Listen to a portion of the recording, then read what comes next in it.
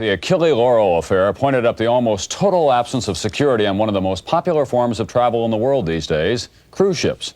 As NBC's Robert Hager reports tonight, there was a congressional hearing on that subject today, but little agreement.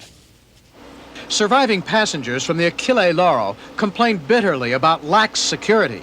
Seymour Meskin said nobody ever inspected luggage. His wife, Viola, told of watching the hijackers leave the ship. They had some beautiful baggage, and they took their guns and folded them up and nicely and neatly put them back into the baggage, which is how they got them on in the first place, and they made this grand exodus.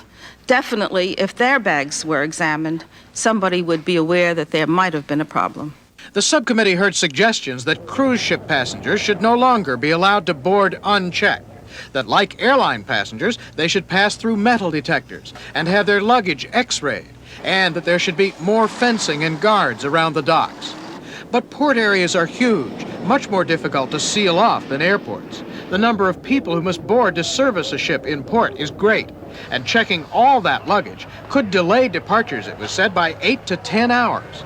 New York Congressman Mario Biaggi and William Carney clashed over whether improvements are possible. My conscience would bother me that if the outcome of this hearing was that the American public thinks that we could change the security on that ship more than 2%, then we're misleading. And I disagree. Clearly disagree. I think something should be done and something will be done. And the American people will countenance nothing less.